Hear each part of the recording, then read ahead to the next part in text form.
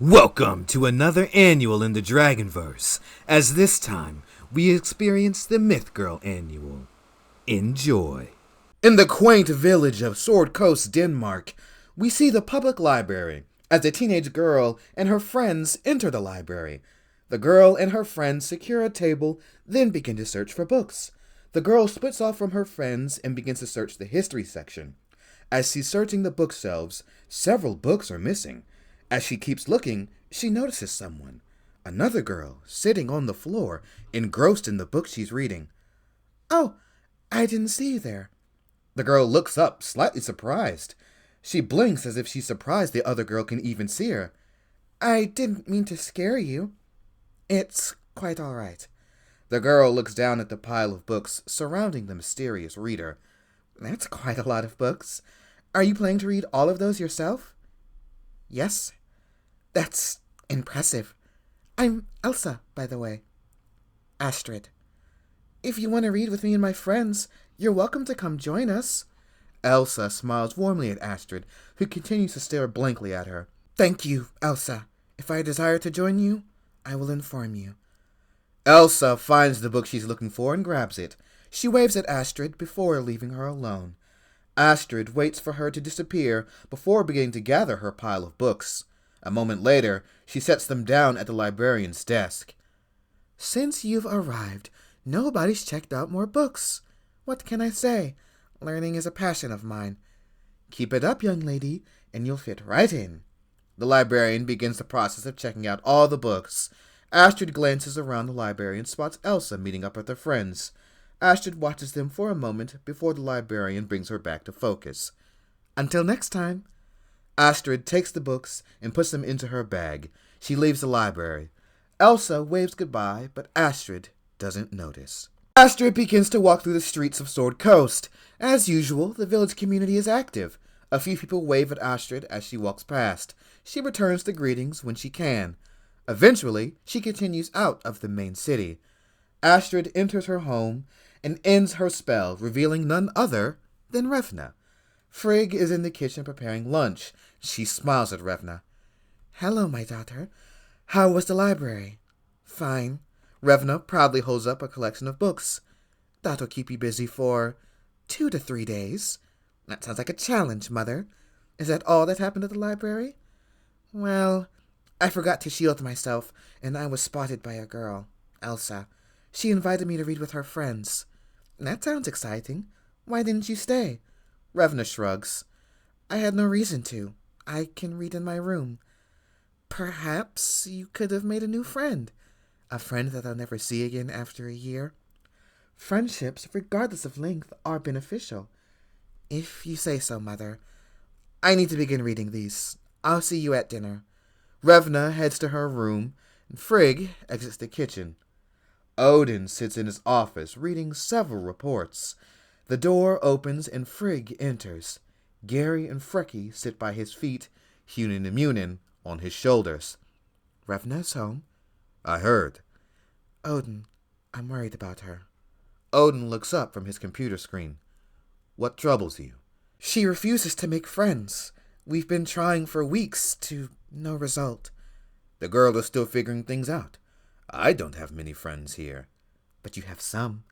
The ones that help you run your business while you're away." "Yes, but we're hardly close. They have no idea who I truly am." Frigg walks over to Odin.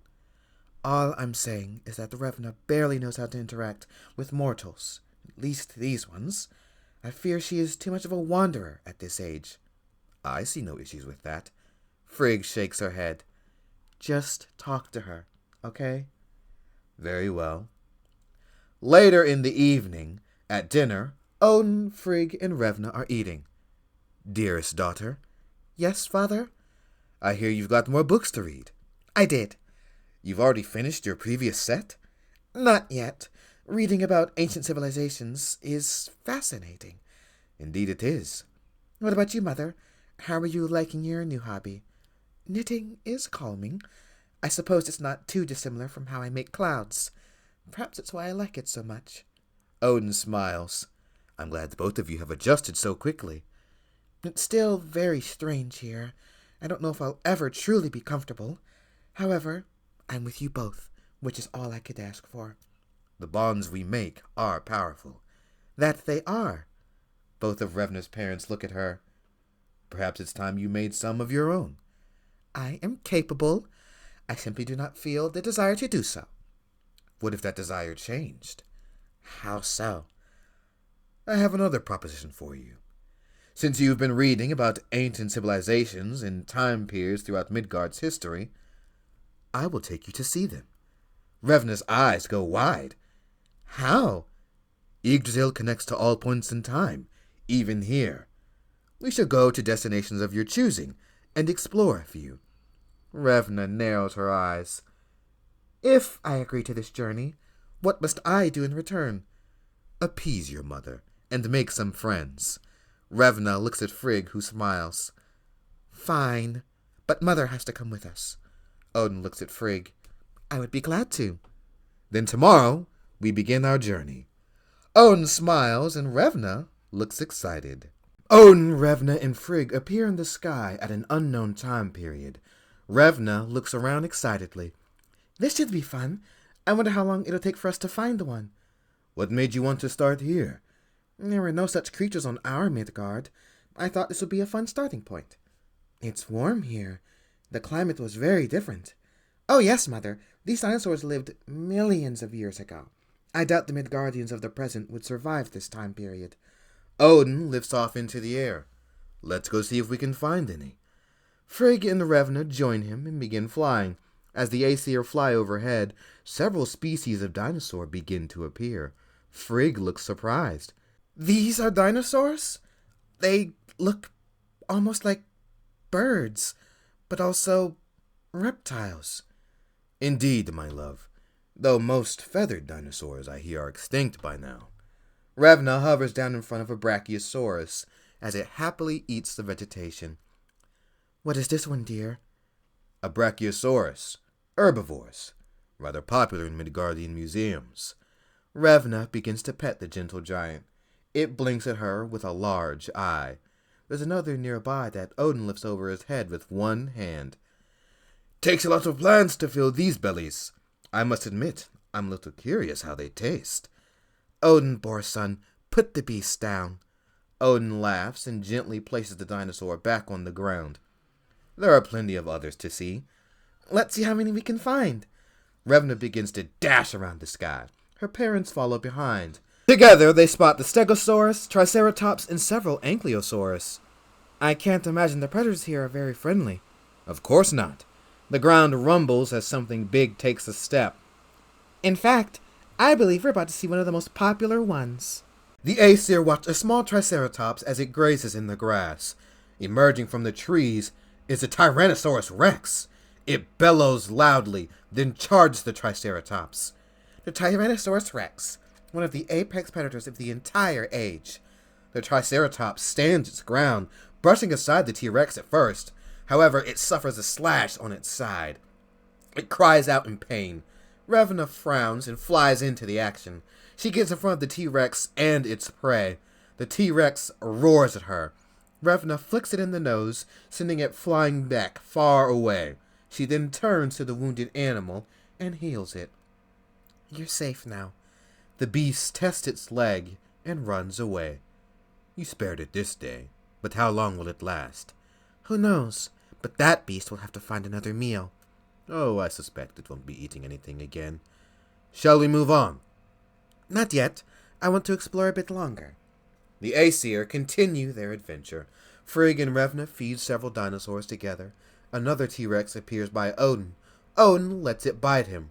The beast does no damage, and its teeth shatter. It roars in pain.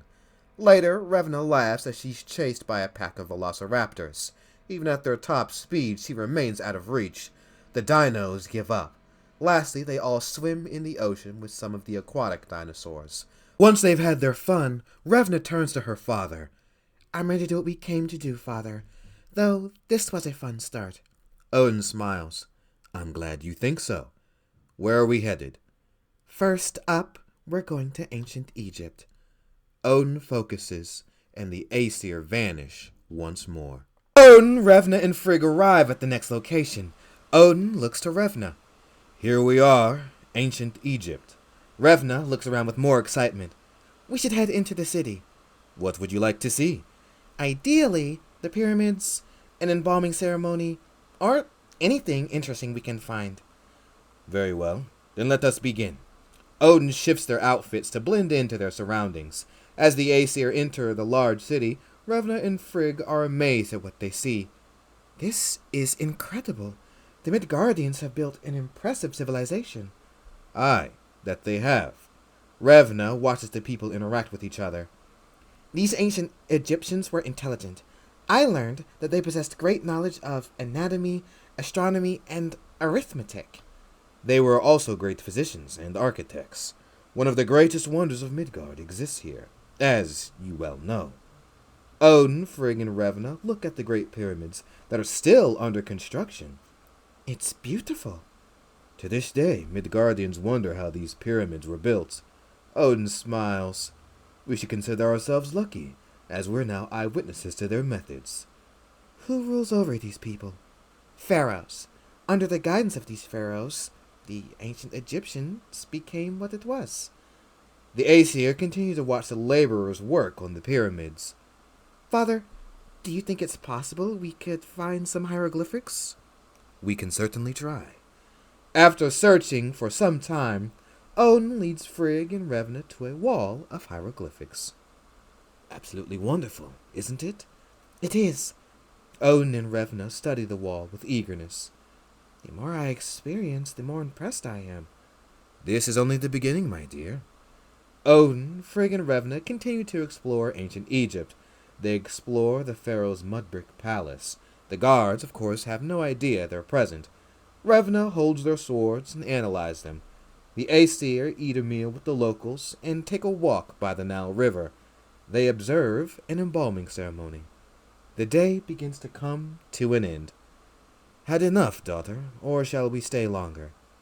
I am tempted to remain, but I think we should keep moving. Very well. Where to next, Revna? Revna thinks for a moment. I've got it. Odin, Revna, and Frigg arrive in ancient China. Ah, I imagine you're here to observe the Silk Road. It facilitated trade in these ancient times. I want to see it in action. I doubt it would be very exciting. Revna turns and smiles. When has that ever stopped me? True. Frigg, shall you watch with her? It's beautiful here. Let's give Revna some time alone while we explore the land. We'll be back, Revna. Odin and Frigg begin to walk along the road. Revna waits eagerly. After several hours of exploration, Odin and Frigg watch the villagers as they tend to the land. Thank you, Odin. This is the happiest she's been since our arrival. Anything for our daughter. Do you think she'll actually make friends with the Midgardians? Of course. We may not have sworn on my spear, but the child of Odin always keeps her word. These lands are beautiful. Have you been here before? Never cared to come on my own. It's been much more enjoyable with the two of you. Frigg smiles. Maybe, when we get home, we can do this more often. I'd like that. Sometimes. Other times, I will likely do as I've always done. I expected nothing less from you, Odin. Revna flies over the Silk Road. Every now and then, she observes a merchant caravan and follows it. She finds herself flying across great distances. She observes a few exchanges of goods and even samples a few. Revna hovers over another caravan traveling along a treacherous route. The caravan begins to tip over the mountainside. Revna easily tips the caravan back onto the road. The driver looks around with shock, and Revna flies away, unnoticed. Eventually, she reunites with her parents. Well, I have seen what I came to see. Very well. Do you know where you'd like to go next? Well, not yet. I'm thinking of visiting either ancient Rome or ancient Greece next. Excellent choices. Do you have a recommendation? If I had to go with one, I would go with ancient Rome. I think there's something there that would be rather entertaining.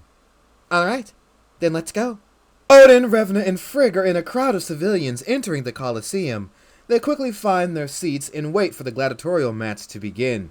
The Emperor arrives to much fanfare and takes his place. The Emperor of Rome, leader of their people.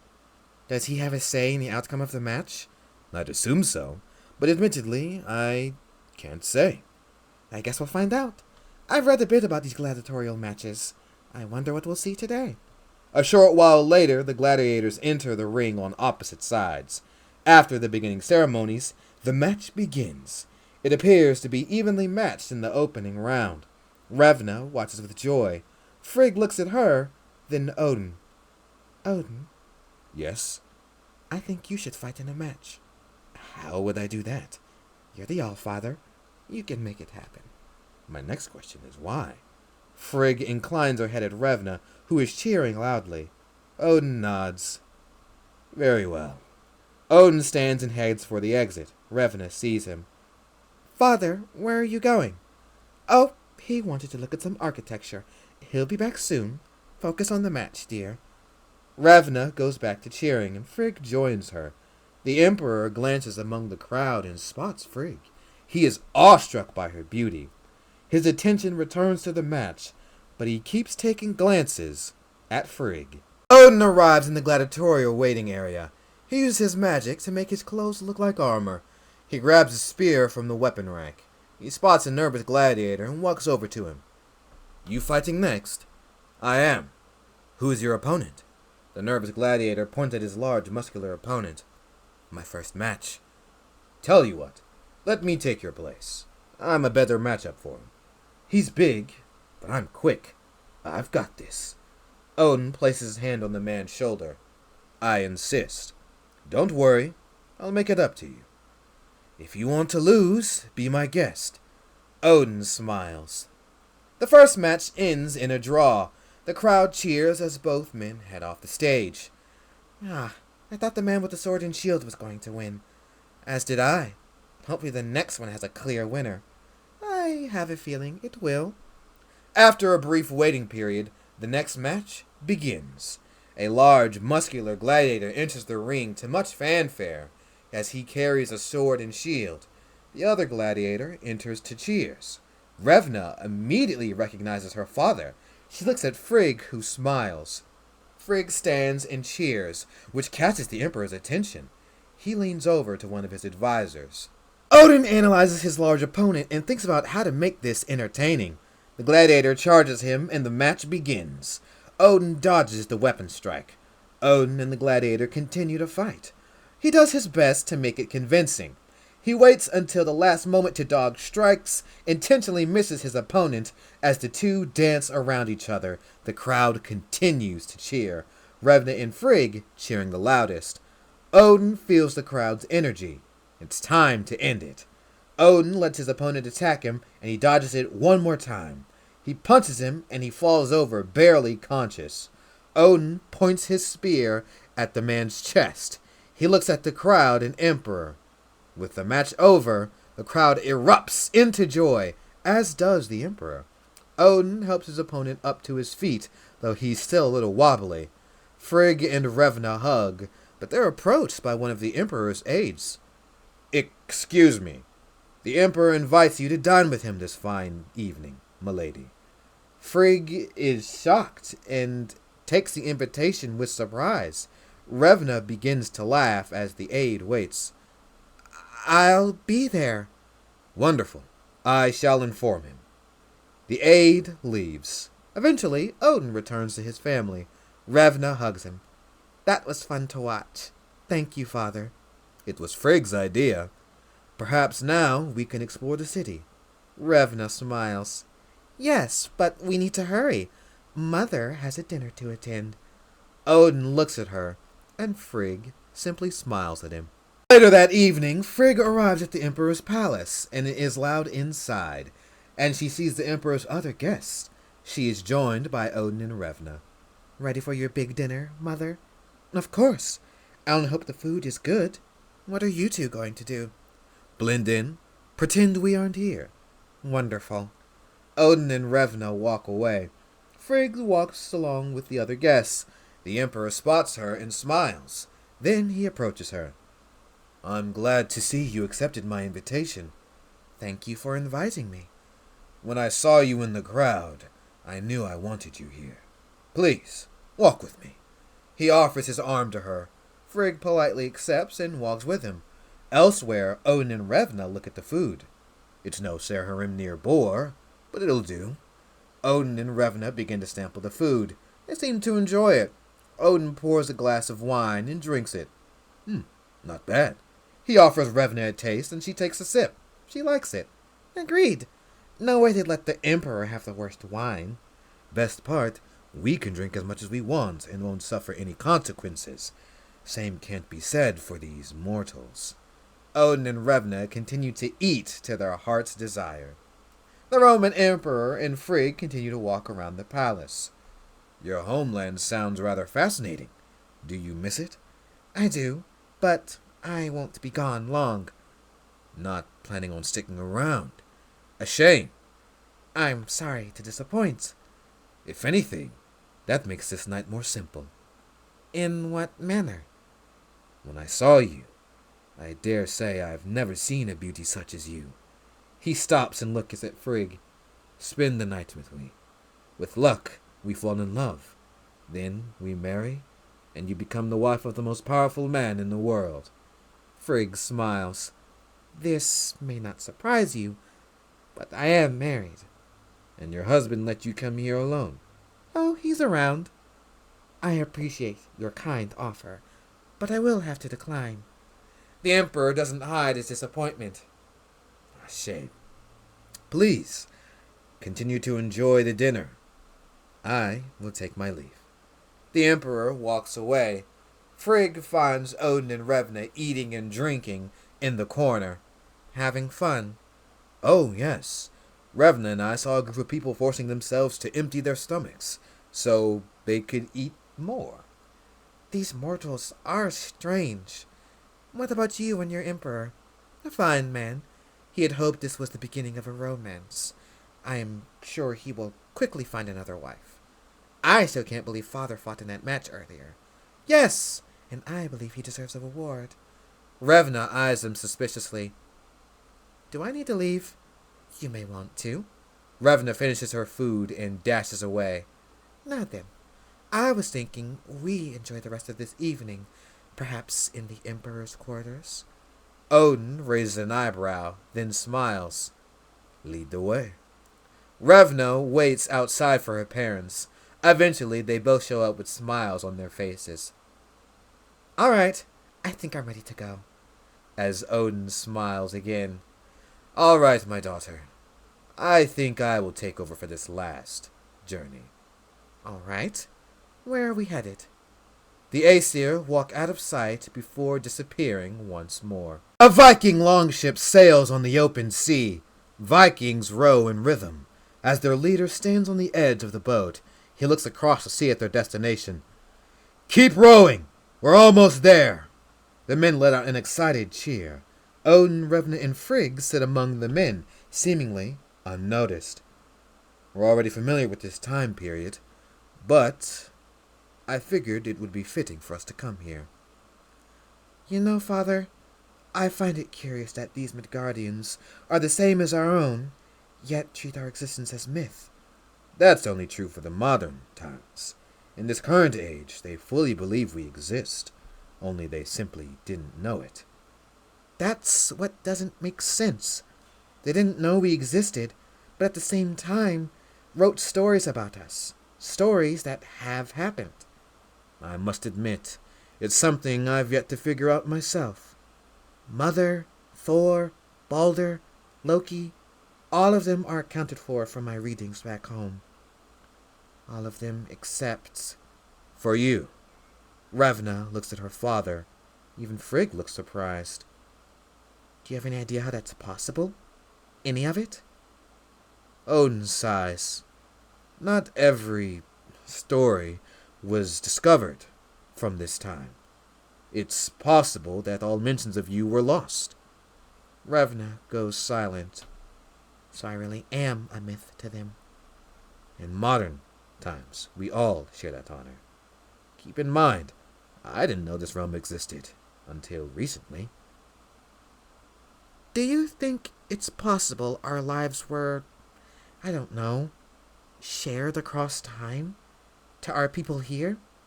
Then they transcribed what they could recall? A wise theory, but one that I can't give an answer to. Your curiosity is understandable, but maybe these Midgardians got lucky. They just so happened to accurately write portions of our lives, which were later found by their descendants to enjoy. Perhaps you're right, Mother. The Aesir sit among the Vikings in silence. The longship nears its destination. Revna? Yes, Father? I'd like to do something, but I need your aid. In what way? It'll just be a moment. That doesn't really answer my question. Trust me, you'll like it. Fine. Odin smiles and casts his magic. Revna's form shifts into that of a raven. She squawks loudly. Odin picks her up and tosses her into the sky. Revna begins to fly overhead as she squawks several more times. The Vikings look up and see the raven. They're filled with courage. Odin is with us! The Vikings cheer loudly. Frigg smiles at Odin as Revna keeps flying. The longship docks and the men pile out to the unsuspecting village. As the fighting begins, Odin, Frigg, and Revna remain in the longship. Revna sits on her father's shoulder. I believe that is enough for one day. Odin, Frigg, and Revna return home. Revna smiles. That was fun. Thank you, Father. You're most welcome, daughter.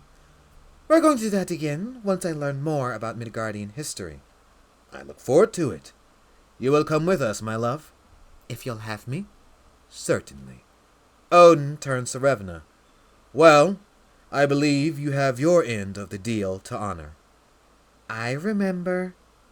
Elsa and her friends are in the library reading a few days later. Elsa's concentration is broken when she sees Astrid standing next to her. She smiles. Astrid, you're here!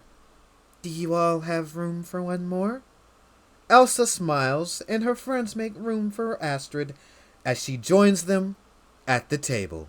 Alrighty, Dragonverse fans, that will be the conclusion of the Myth Girl Annual. I hope you all, as always, enjoy what you're listening to.